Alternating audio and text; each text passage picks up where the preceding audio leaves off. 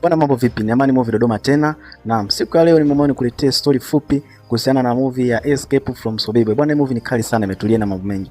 Kama bado hujaitafuta, itafute ili uweze kuicheki. Ni movie nzuri sana sana sana, imetulia kama mateso ya Sobibwe nchini Poland. Mauti alikuwa jirani wa kila saa. Wayahudi waliopelekwa hapo walijua siri moja tu ya kutisha. Tofauti na kambi nyingine ya Sobibwe, ilikuwa kambi ya mauaji ya haraka sana. Hakukuwa na matumaini ya kutoka ukiwa hai. Bwana, kikundi kimoja kidogo cha wafungwa wakiongozwa na Leon Fernandez kilijua kuwa wenyewe hawawezi wakasubiri mpaka kifo kiweze kuwakuta hapo, lakini mambo yalibadilika. Pale kundi la wafungwa wa vita wa Urusi ambao walikuwa wakijulikana kama Prisoner of War likiongozwa na mwanajeshi shupavu sana Alexander Sasha Pacheski lilipowasili katika hiyo kambi ya Sobibwe. Bwana, Sasha na Leon waliungana na kusuka mpango wao mzito sana. Mpango wao ulikuwa hivi: si kutoroka kwa watu wawili au watatu, bali ni kutoroka kwa wafungwa wote 600. Siku ya maamuzi ilikuwa ni Oktoba 14 mwaka 1943. Mpango wao ulikuwa ni hivyo kimkakati sana. Wafungwa waliwavuta maofisa wa SSS ambao walikuwa wakijulikana kama Wanazi mmoja mmoja kwenye karakana za ushonaji na ufundi kwa kisingizio cha kuwapa nguo mpya na viatu vipya. Ndani ya karakana hizo wafungwa waliwaua maofisa hao kwa siri sana kwa kutumia mashoka na visu. Lakini hata hivyo mambo hayakwenda kama yalivyopangwa hadi mwisho.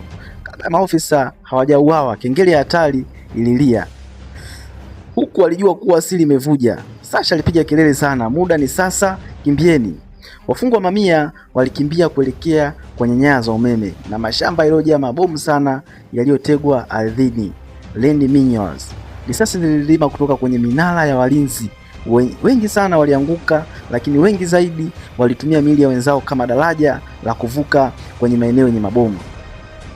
Bwana, matokeo yalikuwa hivi: wafungwa wapatao 300 walifanikiwa kuvuka nyaya na kuingia katika msitu wa hatari sana, ingawa wengi walitafutwa na kuuawa. Baadaye takriban wafungwa 50 walinusurika hadi mwisho wa vita. Baada ya uasi bwana, Wanazi walikasirika sana sana sana na kuamua kwamba kuifutilia kambi hiyo isiweze kuonekana tena.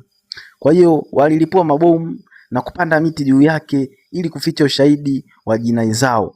Lakini ujasiri walioasi Sobibwe ulibaki kama alama kwamba hata kwenye giza nene nuru ya uhuru haiwezi kuzima kamwe. Bwana, hiyo ni story fupi kuhusiana na movie Escape from Sobibwe. Bwana, hii movie ni nzuri sana na story yake ni ya kweli. Tafute ili uweze kuitazama. Ni movie kali sana sana sana, imetulia, haina mambo mengi. Bwana, usisahau kutufollow, kusubscribe, kushare ili wa kwanza kupata vitu